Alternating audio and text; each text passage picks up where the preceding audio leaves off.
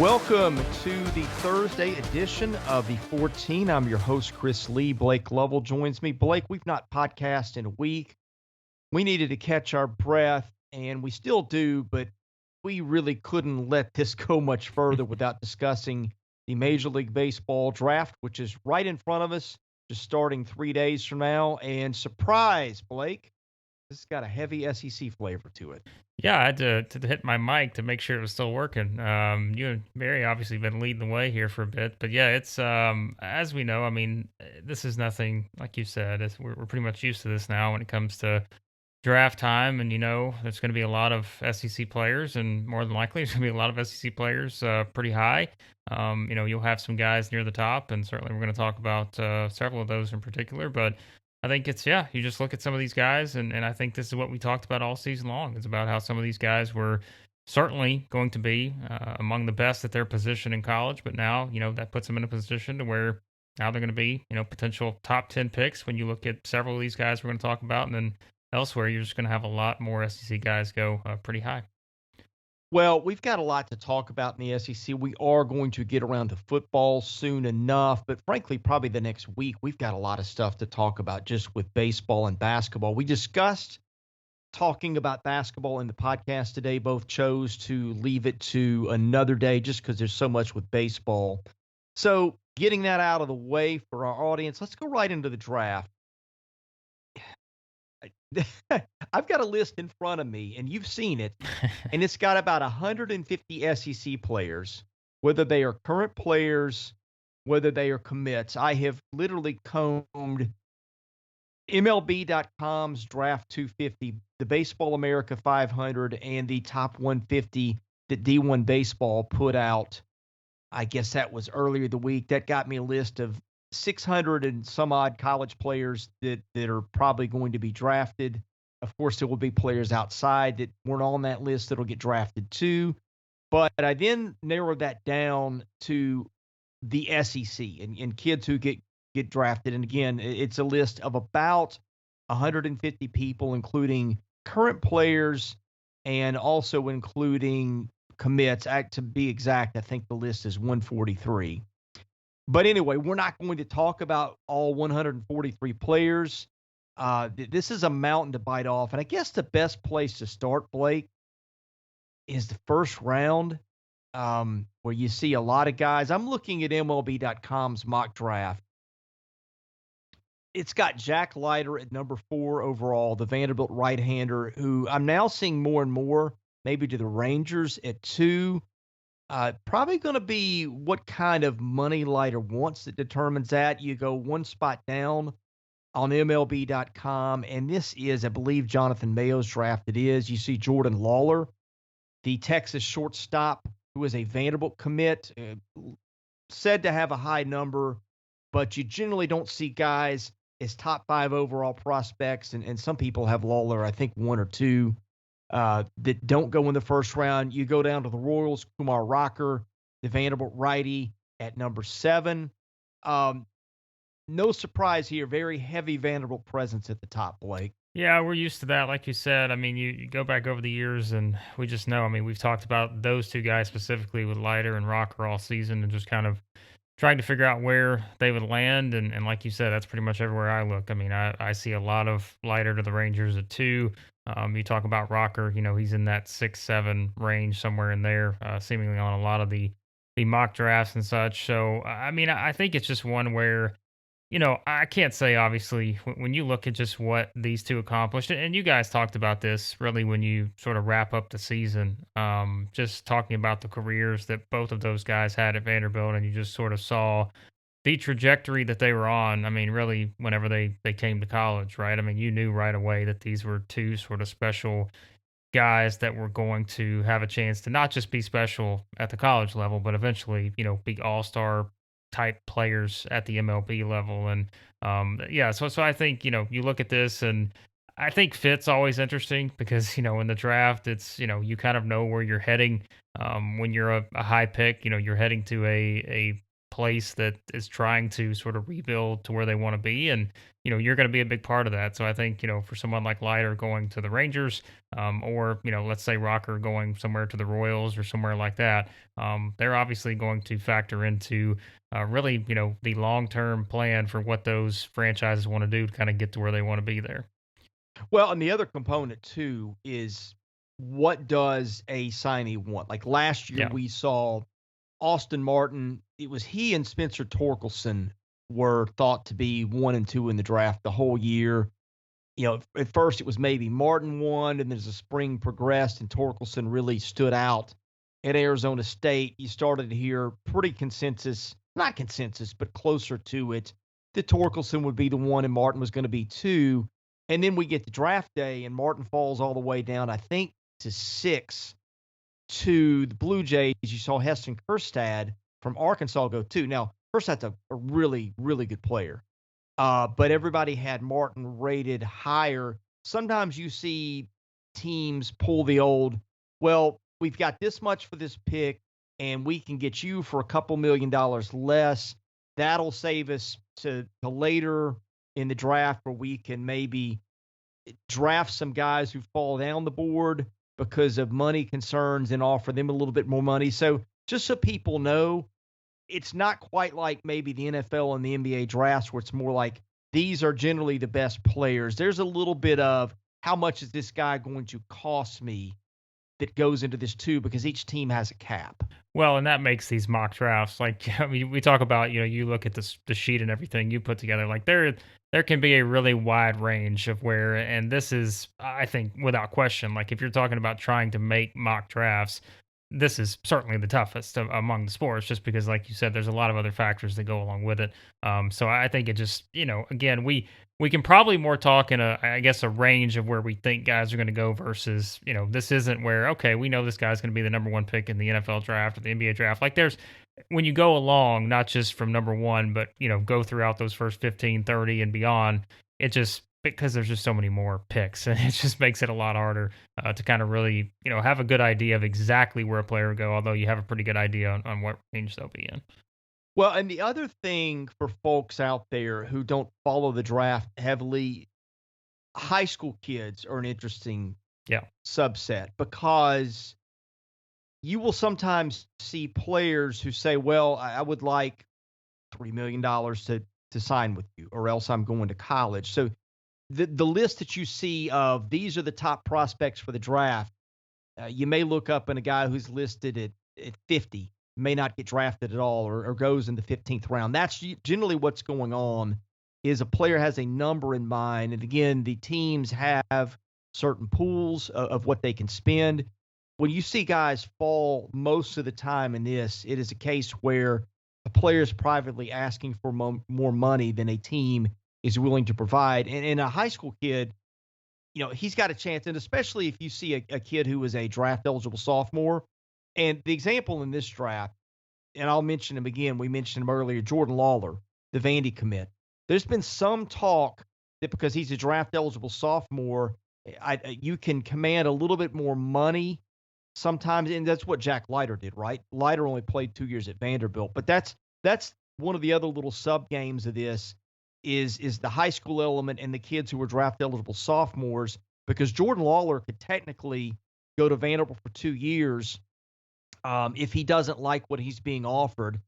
Then a couple years from now, do the same thing again.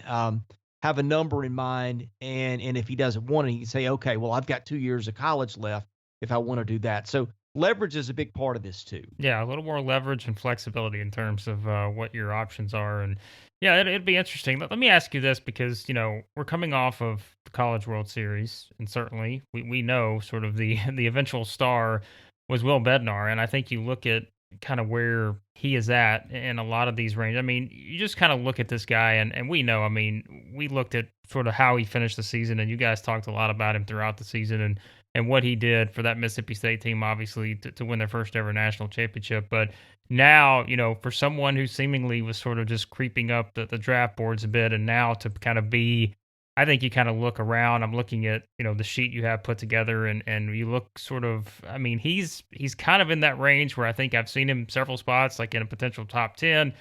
Then you go kind of that mid range, 15, 20, somewhere in there. I think he's an interesting name, certainly just because of. I mean, you look at what this guy did down the stretch, and obviously a lot of eyeballs were on that.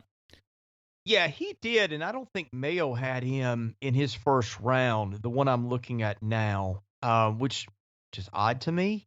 Yeah. But because I mean, he pitched well this year. He's got major league stuff. I think BA's got him 18 overall, but I'm thinking, I don't know.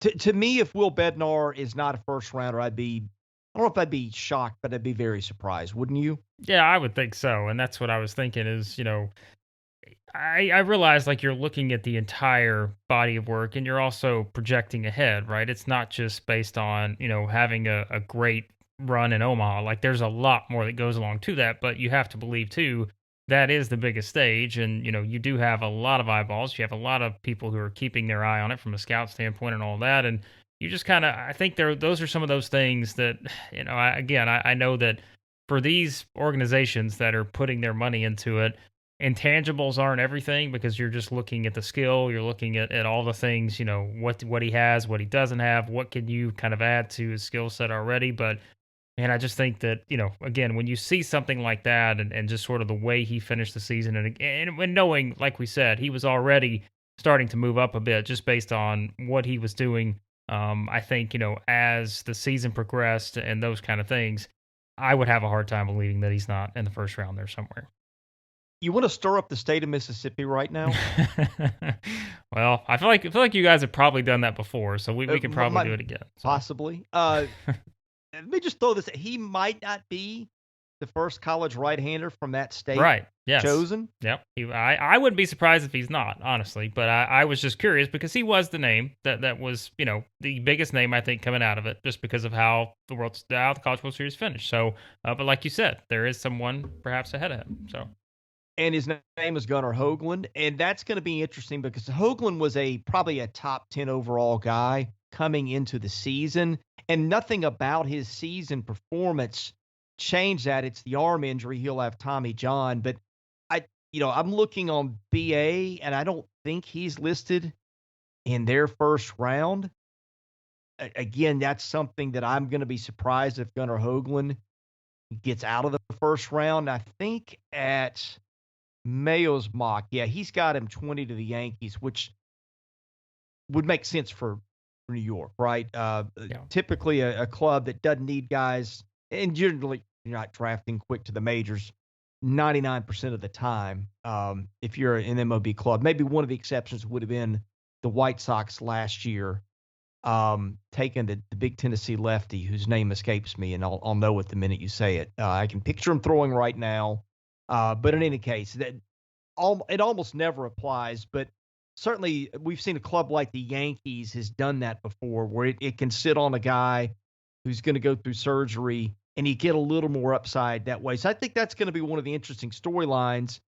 Is you had one guy going one way because of injury, and another guy going another way because of performance.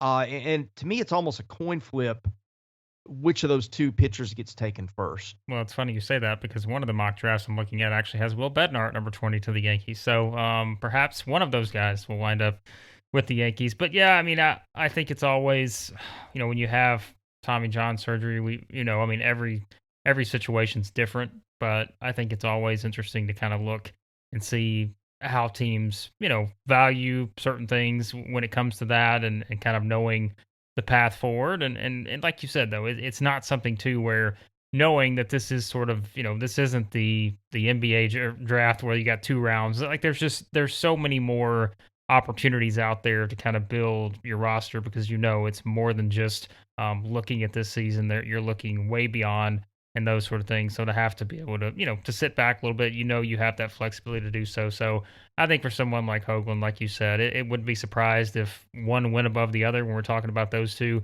in particular. But I think either way you look at it, these are 2 guys that certainly are destined to have pretty bright futures nonetheless.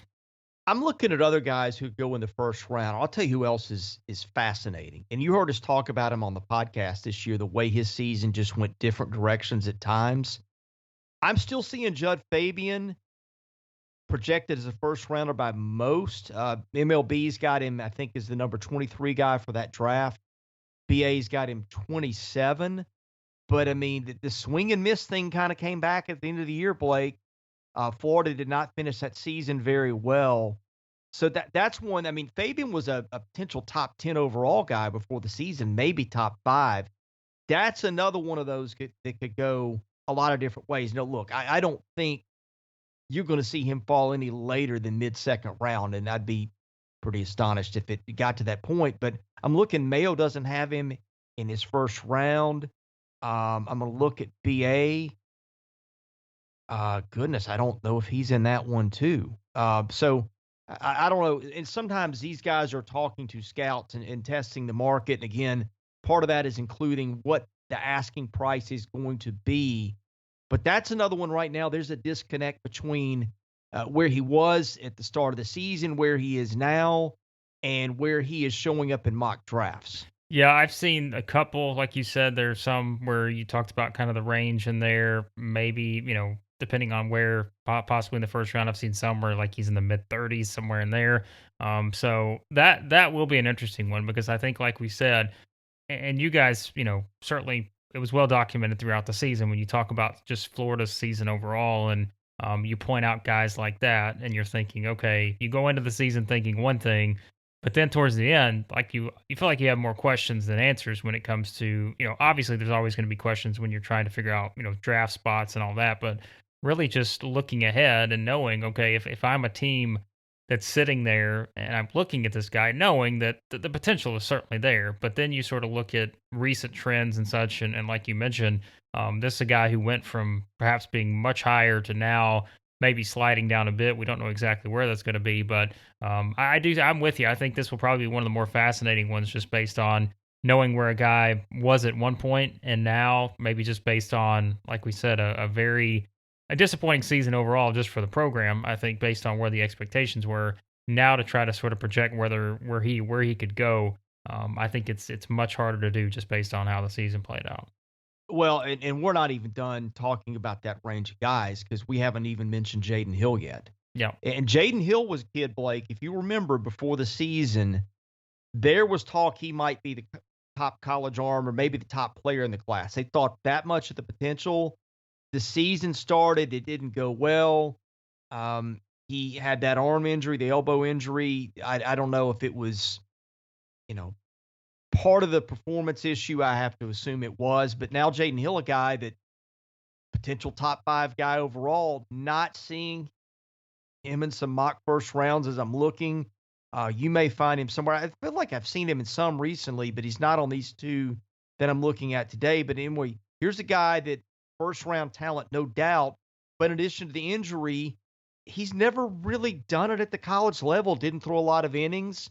Not that Jayden Hill's a bad player. I'm not trying to knock the kid, but now you have 2 layers of complication. You've got a guy who's never produced for any length of time, and you got an injury. And I don't know what you do with that, because there may be a team that believes in the talent. And like if Jayden Hill went 15th overall, wouldn't astonish me either.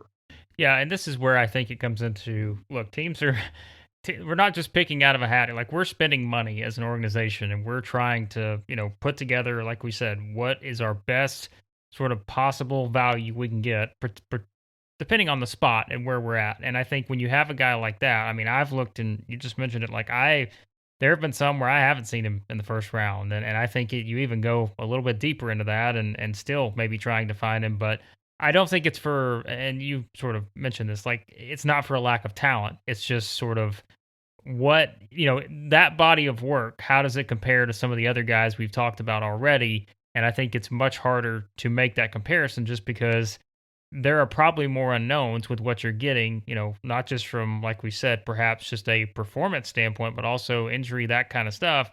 And you don't know exactly what you're getting. And I think teams will obviously always be hesitant when you are, again, spending that money and knowing the value of some of these picks and just the placement. There's plenty of breakdowns you can find just on what the value of these picks are and what range and all that. So I do think that one's much harder to judge too, when we look at that and compare it to some of the others we've talked about. Blake, I think you're going to see a big run of SEC guys in rounds 2, 4, 5, 2, 3, 4, 5. I mean, you got Peyton Wilson at Alabama is getting second round grades some places. He's just a solid hitting second baseman who can do a little bit of everything. You got Dylan Smith, our buddy Barry Allen's favorite pitcher. I say that jokingly. We had the joke about Dylan Smith never able to win a game, but he's got big league stuff. It wouldn't surprise me to see him go in the second round.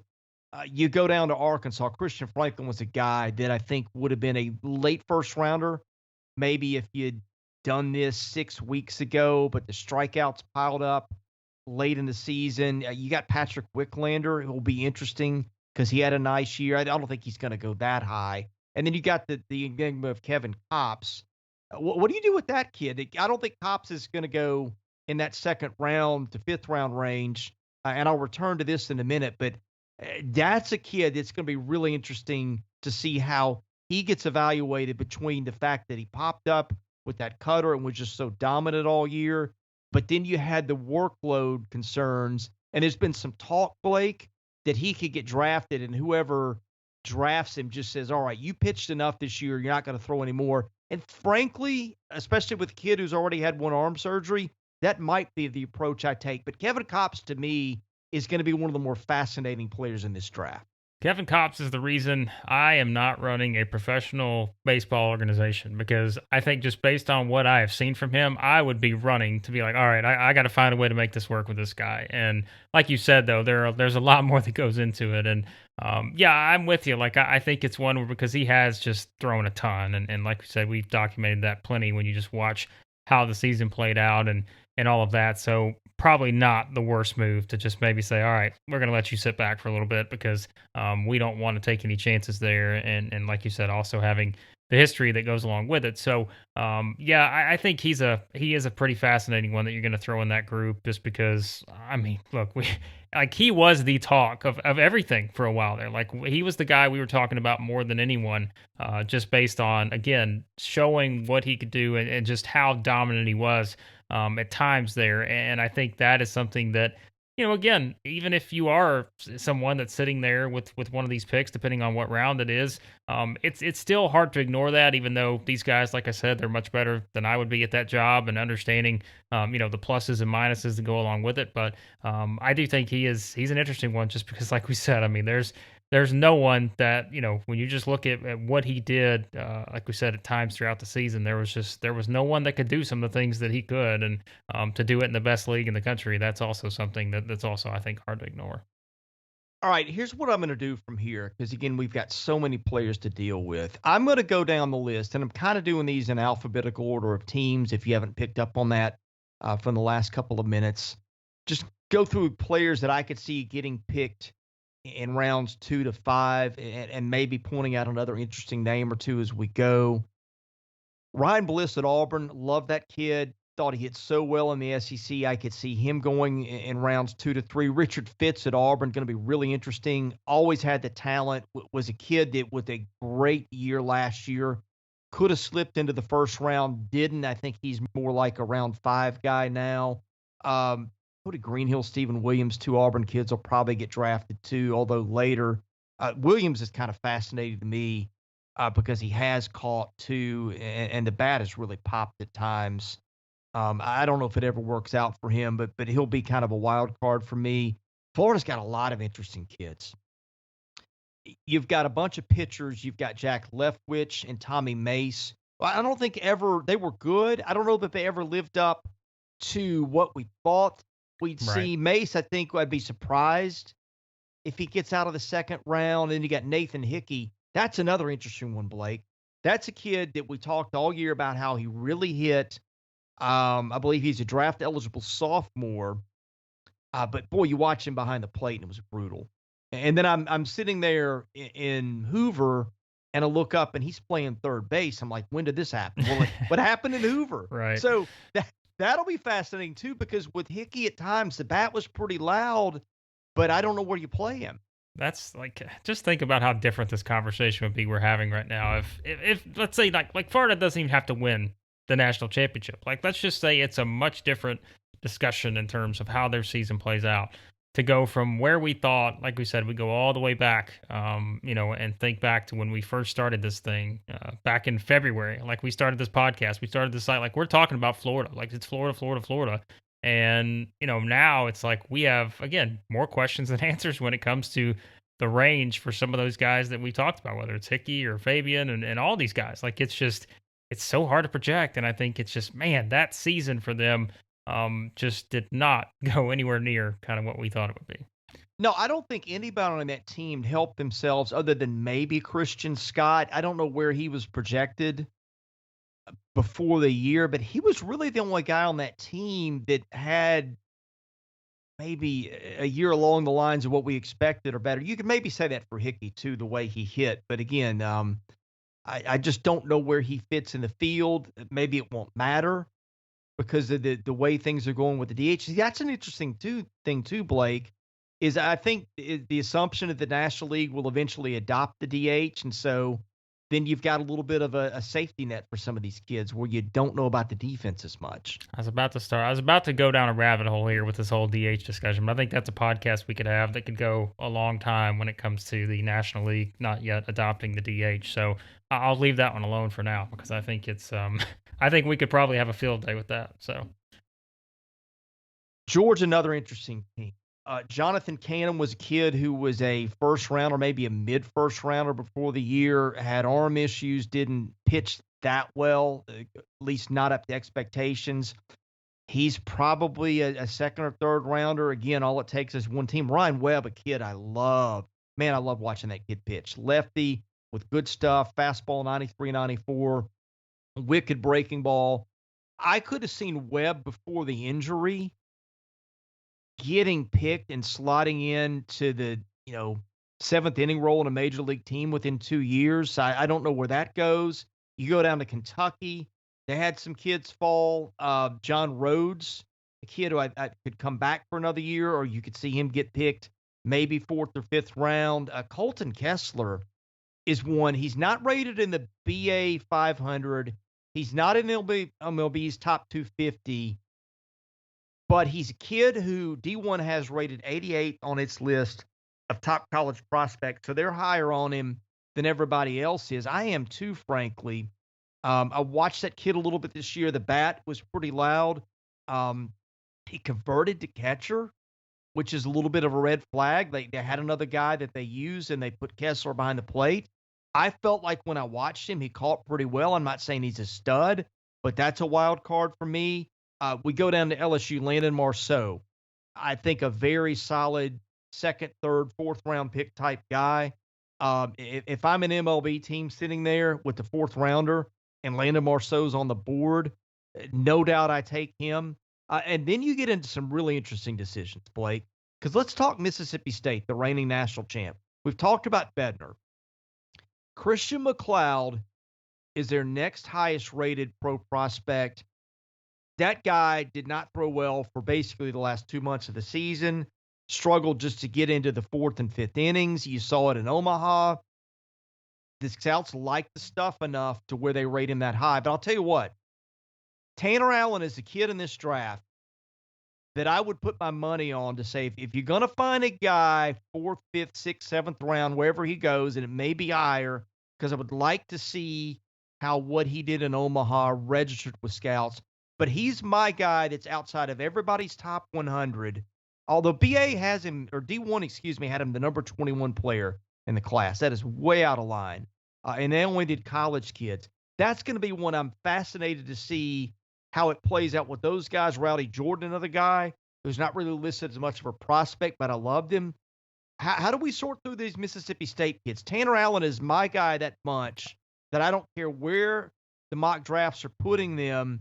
He is the guy that I think is going to have the best major league career out of all those guys, Will Bednar aside. Well, and you're always going to have guys like that, I think, and we could probably look back over the recent 5, 10 drafts and pinpoint certain guys that we said, okay, going in, maybe people were like, all right, this guy needs to be rated in the 150, 200 range, somewhere in there, but he winds up outplaying that value by a ton. And I think Tanner Allen's probably that guy. And I think, something else, I think for people like us who, do, and look, we know all these scouts do this. I'm not talking about these guys, but it's like if you're on the outside looking in and, maybe you catch Mississippi State in the College World Series and you've seen some of their games throughout the season, but I think if you watch the program and watch players like Tanner Allen sort of evolve throughout their career to kind of the point that they are now, I think for me, I'm going to be right there with you because I'm thinking, all right, I've seen sort of those things that, yes, like I could have a checklist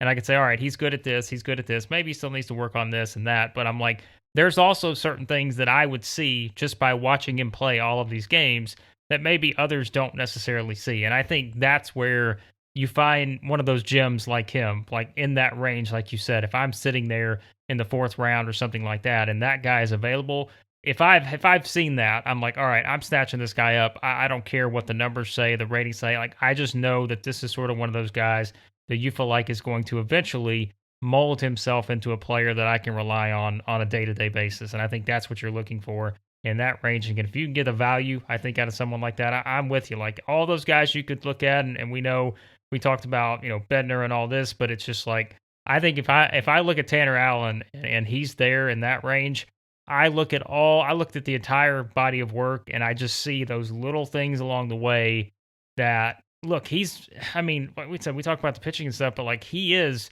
the guy that's the driving force on the team that just won the national championship for the first time in the program history. And he was the big part of them just being able to evolve to get to that point. So I'm with you. I'm all in on Tanner Allen. Yeah, and you bring up a good point, Blake. Because sometimes it's when you get seen, right? Like if I were a scout and I walked into Hawkins Field the day that I saw Ryan Webb pitch for Georgia, I'm blown away. Yeah. Now, the rest of his season didn't go that way, but I saw what it looks like when it is rolling for him. To me, the team that drafts Tanner Allen is the team that sees him the most. Yeah. Because I don't know that you walk away from the ballpark. I mean, you might, right? He had a good enough year where Allen could hit a homer and a double, and you're like, wow, that kid's a player. But that kid, like, if you have a picture of baseball player in the encyclopedia, his picture is next to it. He's a player's player. I'm looking at the tools.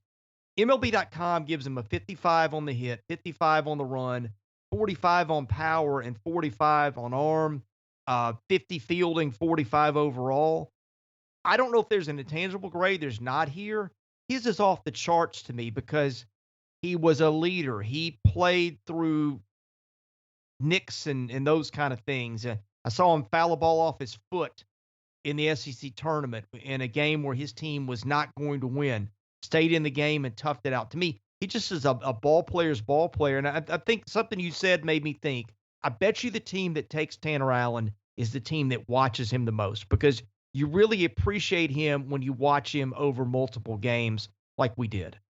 Yeah, and I think that's where, the logistics of being able to certainly pinpoint some of these guys that you're intrigued by, which we know, like this is what MLB teams will do. Like if there are certain guys, in that range, knowing where you're going to be picking at, if you want to get as much eyes on him as you can, and you want to have more of a sample size to choose from. And I think, I'm with you. Like, I think it's one where if I'm a team that has seen him X number of times more than the other team, like I'm going to immediately probably be more drawn to him just because I've seen more of the positives. I've seen more of the intangibles that maybe those other teams didn't see if they caught him on an average day or something like that. So, I'm with you. I think that he is going to wind up being someone. He's the kind of guy like you want in your clubhouse. Like you want that guy in there because you feel like he's going to, I don't know, like he's going to make everybody else better. Obviously, he's not going to be in there, teaching batting stance. Like he's just someone I think to have around.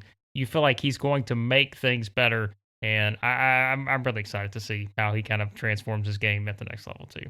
Yeah, that's well put. The other guy, Well, Cameron James is also getting some run late as a draftable prospect. That'll be interesting. But Rowdy Jordan, the other guy, I don't think that Rowdy Jordan has the career that Tanner Allen has. I don't want to get carried away here, but he's a guy I could see getting picked in round 10 or 11. Maybe a little sooner if somebody watched him in Omaha and that really bumped him up a bit. But I could see him being a kid that we look up, uh, you know, and say 13, 14 years from now is retiring from Major League Baseball and has I don't know, maybe a Dave Martinez type career as a fourth outfielder, hopefully not traded 13 times or whatever. But and heck, maybe gets into management later too, for all I know. But I could see him being a guy that has a long career, is like a fourth outfielder because he can hit, he can do a little bit of everything. He's a center fielder in college, but that's another one of my picks that I'd like to see it work for him because I just appreciated what he did so much. Okay, we go down to Ole Miss.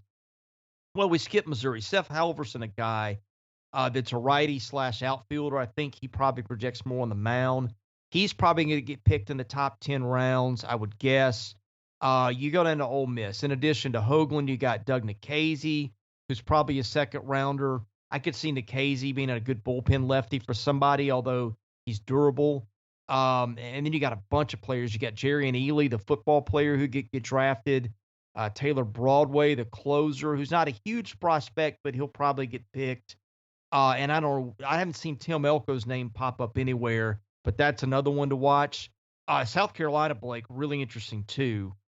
You got Thomas Farr, Julian Bosnick, Brandon Jordan, all guys that could go in the top 200, all guys that I like. Probably like Jordan the best, although his stuff is not as good. The velo's not as high. Farr's the guy with probably the biggest upside, but just wasn't that consistent. Then you go to the hitters. You got Brady Allen, who's solid. I think can be a defensive guy in the outfield. Could stick on a big league roster. Don't see him as being a star, but could see him playing something. And then we got Wes Clark. What are we gonna do with Wes Clark here, Blake? Yeah. Because BA's got him 248. MLB did not have him in the top 250, and I'm not sure he made D1's list of college prospects either. That is a very intriguing one because the power's there, but my goodness, everything else just fell flat this year. He didn't play enough in the field, which probably makes a statement too. So that's a wild card too. Like if you want a boom or bust guy, Wes Clark is on your list somewhere. Well, I feel like that's another. We talk about visibility. I feel like if you were watching South Carolina, like it was boom or bust. If if I'm a scout and I went to watch these guys play at times, like one day you may get one thing, the other day you may get something completely different. And so I feel like it's probably hard to really know where a lot of those guys will land. Like you said, we've got a pretty good idea on the range, and then you look at someone like Clark and. Yeah, like it's just I don't know. Like it's again, I think it comes down to what does the specific team value more than anything on a lot of these guys, particularly these South Carolina guys, just because, like you said, there's obvious upside with these guys, but it's just it feels like it was one of those where, like, yes, you can look at the entire college career and such, but this season was another one of those for I think for South Carolina, you put in that list of you didn't really know what you were getting all the time. And yes, some of these guys were certainly more consistent than others, but still at the same time, I think it's hard to know for the majority of these South Carolina guys maybe where they land, just because I feel like, if I'm a scout and I was watching them play this season, there was probably times where I'm like, wait a second, I feel like I really had this figured out. But then, 2 days later, I'm like, well, do I need to readjust my expectations on certain things? Yeah, Dave Seifert, who is the director of college scouting, I think, at D1, has got his top 150 college players. 4 South Carolina guys, and they're Farr at 99, Brett Carey at 97. I'll get back to him in just a moment. Brady Allen at 116, Andrew Peters at 148. So Clark not in his top 150. Carey was on this list, but not in the BA 500. And frankly, not to besmirch the good guys at BA. I think their list was probably harder to put together this year. And I think they had to do a lot of work on the front end. Carey played some of his better ball, a couple of months into the season. He was a guy I loved because Carolina could use him out of the pen for 3, 4, 5 innings, or he could come out and throw a complete game like he did. I think Carey is a guy you like to have on the staff because he can do a lot of things. I don't know how high the major league guys are on him, but he'll get drafted, I think, and I think he's a guy that I could see making the bigs. Let's go to Tennessee. Vols are interesting. Really, you might see the Vols shut out of the top 5 rounds. And then you could see a flurry of guys maybe round 6 to 10. Max Ferguson, Jake Rucker, Chad Dallas, Jackson Leith will be interesting. Liam Spence will be really interesting because he wasn't on MLB or BA's list, but we loved him all year. You go to A&M for a team that was just poor all year. You got two arms in Bryce Miller and Dustin Signs. Miller, I think, will be gone maybe in the top 100 picks potentially. Signs, probably a top 7 or 8 round guy. So interesting to see them. And then we get to Vandy, Blake, which is interesting. We talked about Leiter and Rocker, but then you go Isaiah Thomas, who you could see off the board in rounds 3 or 4. I think you would have seen Thomas off the board in round 2 at the end of the season better. Dominic Keegan, a really intriguing bat. I think there's going to be a range of opinions on him. Keegan could be that guy that Vanderbilt either gets back for a 4th year or some team sees upside in him and he goes in round 3 or 4. Don't know how that's going to go. Maldonado and Murphy, really interesting guys out of their pen who just excelled for them late in the year. I think, again, if you were a scout watching those kids late, they may get a bump. I think you'll see Murphy gone. Maldonado, I don't know. And then you got C.J. Rodriguez, who I think is heading back to Vandy.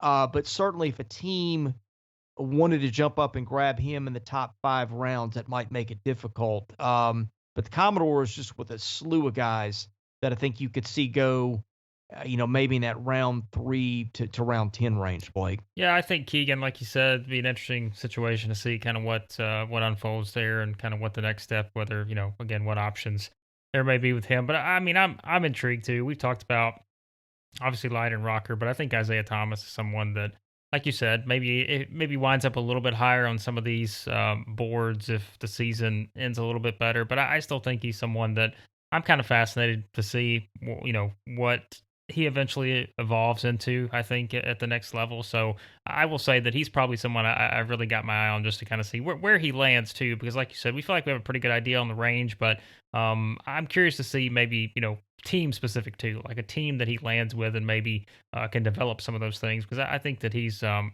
pretty fascinating player in my opinion. I'm going to jump down to the high school kids. And again, I'm going to go alphabetically by team. Noah Miller, shortstop for Alabama, or committed to Alabama. 62 on MLB.com, 74 on BA. So that's a kid you're probably going to see off the board 2nd or 3rd round, depending on what he's looking for. Arkansas, I think all eyes are on 3 guys there. Peyton Stovall, Max Muncy, guys who could be first rounders, second baseman and shortstop, respectively. Braylon Bishop, top 100 kid, outfielder. And then Arkansas got several more guys beyond that. You got 3 more guys in the top 200 by everybody in Hagen Smith, Drake Bernardo, Drew Gray. Boy, this is a draft that Arkansas has got a lot riding on here, Blake. Yeah.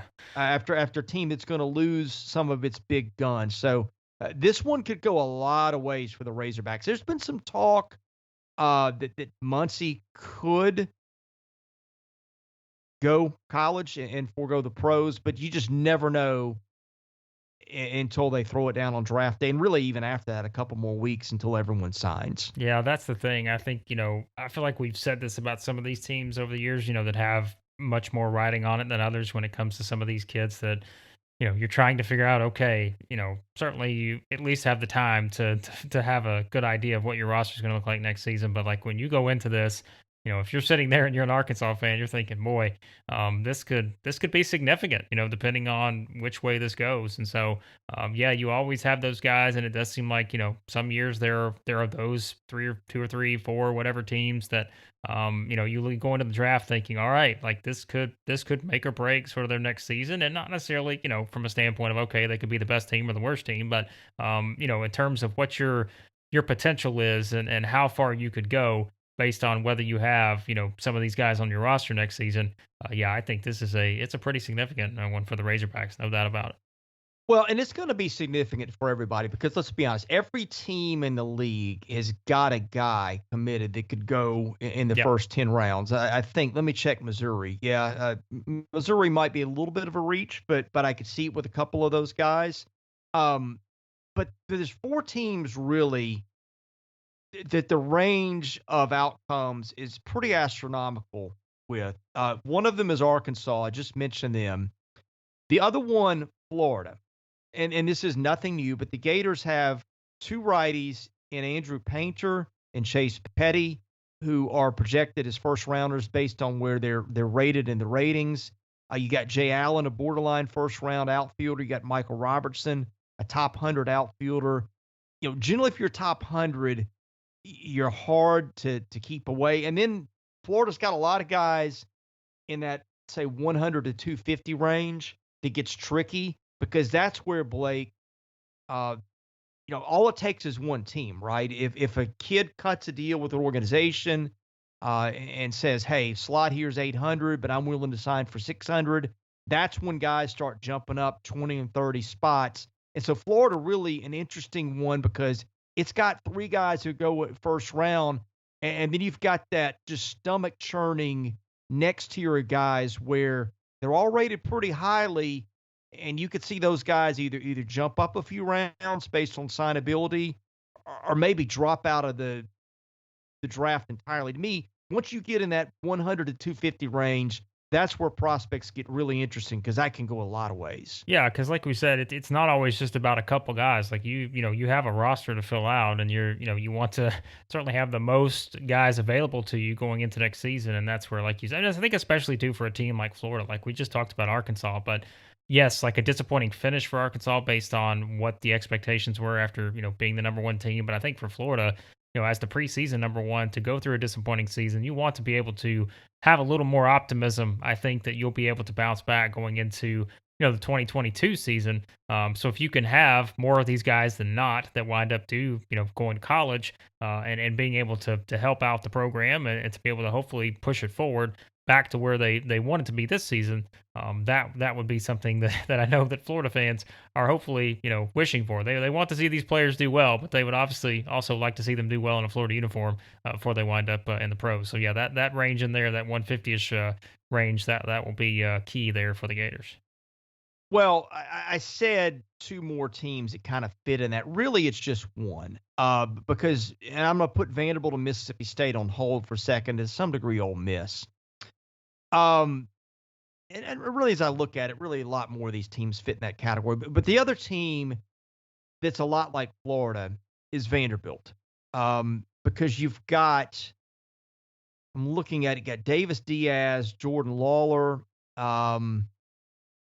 or guys, Lawler we already talked about. But, I mean, Vanderbilt's just got really three kids.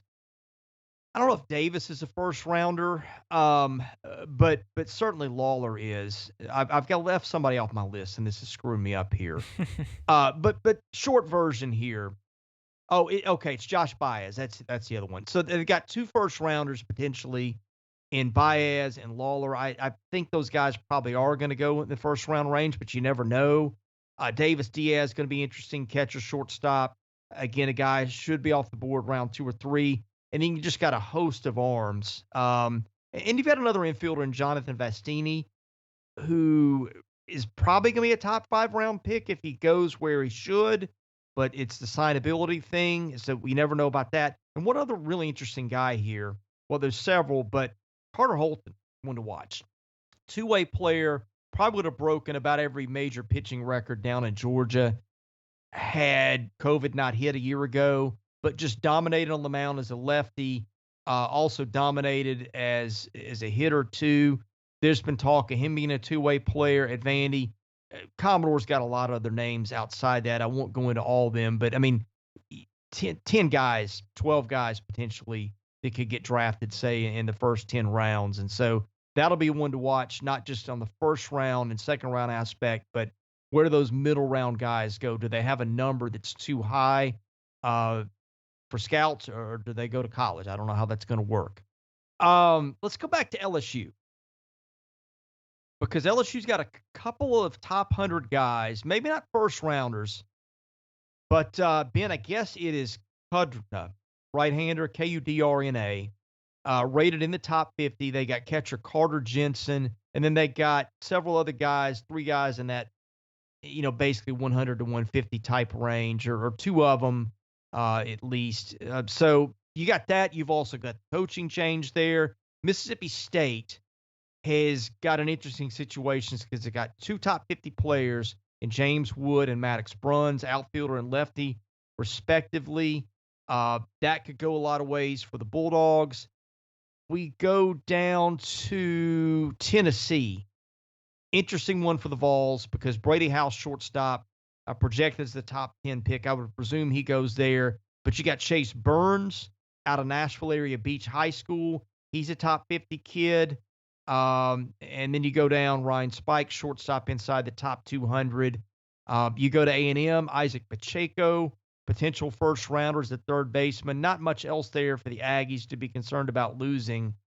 But my goodness. And also let's mention Cooper Kinney at South Carolina, another top 100 kid. And then Jackson Jobe at Ole Miss. I knew I was forgetting somebody. He's a top 10 guy, probably not going to make it to Oxford. But, man, the first round, Blake, just between all those players we've talked about, I don't know, maybe another dozen high school kids that are SEC commits that can go in the first round, that's going to be one of those, like, even when it's over, you're not going to be able to catch your breath if you're an SEC coaching staff because you got a lot of second, third, fourth, fifth round guys too. And that's often where you see a lot of guys that are first round talents maybe slip to the second or third round because of signability. And then that's when schools start to take a gamble on whether we can sign this kid or not. Yeah, I'm curious about, you mentioned LSU, obviously with the coaching change and Jay Johnson coming in, and, you talk about some of those guys that could go one way or the other. And I think that's always, to me, is something, when you have a coaching change, which obviously LSU, A&M, you're looking at those situations. Certainly it makes your life a little bit easier if you can come in and feel like that maybe you do, pretty much, I guess, quote unquote, win the draft, where you can maybe get some of these guys that are coming in and don't necessarily decide to stay in and go the professional route. So I'm curious about that, even though we know, LSU is still going to have a good roster coming back. And obviously they bring in Jacob Berry too from Arizona. So that was pretty significant as well. But I'm curious to see kind of how things unfold for LSU, just because you do have a new coaching staff there. It's a big change, after so many years. And I think that's one certainly to keep an eye on as well. Yeah, I'm glad you mentioned the Berry transfer. To take a little sidebar for a second, my goodness, that middle of the order next year or top of the order, wherever they hit them, Trey Morgan, Dylan Cruz, and Jacob Berry. That could be one of the best trios ever in the history of SEC baseball, and that is not an exaggeration even by a little bit. Got a lot of good pitching staffs in the SEC, but I don't think anyone's gonna be excited to if that's what they run into. Let's say 2, 3, 4. Good luck, because that's gonna be a challenge if you have those 3 guys you're trying to go up against consecutively. So yeah, you hope you get the first 2 out and then just issue an intentional walk. Yes, at there the you third, go. Right, that's way to do it. That's my deep strategy for pitching to the Tigers next year.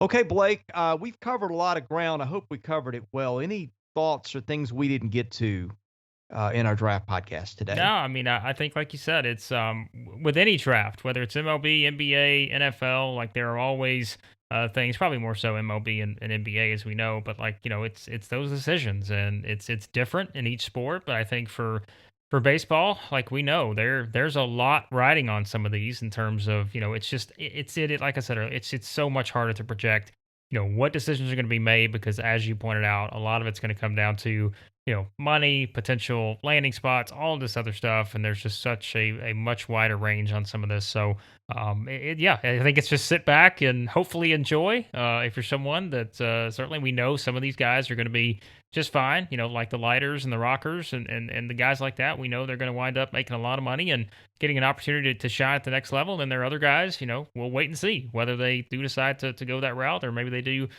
play in the SEC next season. So it should be a lot of fun. Well, and a couple other reminders. I like the fact they're going to 20 rounds because you just would see teams throw away picks as a flyer. Can we sign a Kumar Rocker in round 38? It just seemed like a waste of everybody's time. It feels like to me, like now if a guy is picked that means a team thinks they've got a pretty good chance to sign him. And so you take some of that just extra layer of whatever you want to call it out of the draft too. Yeah, that definitely helps. So that makes it a little more structure's a little bit better, I think, in that scenario. So I mean, you say that. It wouldn't surprise me to see some teams take 18th, 19th, 20 round flyers on kids who were top 50, top 100, and say, well, if we don't sign, our top 3 or 4, or we have some savings there that gets us a little money. I don't think that's going away entirely, but the draft just got a little laborious beyond round 20 to say the least. Yes. So. Okay, the draft is going to start 7 Eastern on Sunday, July the 11th. Day 2 begins 1 Eastern on Monday, and then that's rounds 2 through 10. Sundays is just the first round, and then round 11 to 20, that starts noon Eastern on Tuesday. So, Blake, I think we might even live tweet it this year in terms of SEC picks and our thoughts. Maybe a reason to follow our Twitter account. We will have some written coverage probably after every day, but I'm going to just turn it to you to tell folks about our content plan for the next year, for our Twitter plan, just what we may be doing, because we're going to shift. We're going to cover what's in front of us. That's always our thing when it comes to men's basketball, baseball, and football. We're going to cover what's in season and the key off-season events, but we're going to start shifting to football pretty soon, and I'm pretty excited about some of the things we'll be doing this year. Yeah, like you pointed out, I think it's we started this February. We don't have 50 people running around covering every team and every sport at the same time, and so it does kind of put us in a situation where, look, the best way for us is to focus on what we have going on right now and things that are coming up. And like we said, so that's, if you're someone who's been waiting on football, I promise we're getting to it. We just, we're getting through baseball, and then we'll jump into football. So we've got a lot of exciting stuff in the works for football. We'll actually probably start next week with some of the stuff that we're going to have. So player previews, schedule analysis, all kinds of stuff we'll have on the website, southeastern14.com. And like you mentioned, just follow our Twitter at 14 Southeastern. That's where you'll be able to find, all our links to our stuff and everything like that. So you can do that, and should be a lot of fun. Just like we said, it's fun jumping, I think, from one sport to the next, and now we get ready to turn our focus to football, and there's obviously plenty to talk about always in SEC football, so should be a lot of fun. Well, we have a basketball podcast to do. We may do that Friday, may do it next week, but one way or the other, you and I will do that one too. Yeah, well, there's I say, we talk about seasons that never stop anymore. Basketball has joined that list because of, I think, just how drawn out the offseason is in basketball now. I can't say that I'm a huge fan of it, but I understand it's the name of the game now. But it's like basketball really doesn't stop with the transfers, and obviously recruiting's all the time, but transfers, draft deadline, which we've gotten past, but there are still players transferring. So it's an interesting wild west in basketball right now. Well, be sure to rate, review, and subscribe to our podcast wherever you can do that. Apple Podcasts is the place where I get mine, but there are other destinations as well. That helps us get noticed. Tell a friend. Follow us on Twitter, please, at 14 Southeastern. Again, we will have some draft day coverage for you coming from that, too, as we kind of digest the draft in real time. And again, Southeastern14.com is our website. Content is free. We'll have plenty more coming on the draft and whatever comes up along the way. Anyway, I'm the host, Chris Lee. He's Blake Lovell. Thank you for listening to the 14. Again, a reminder, we'll either have one more of these coming Friday on basketball, or we'll save that till next week. In any case, plenty on the horizon. Thank you for listening, and you will hear us again very soon.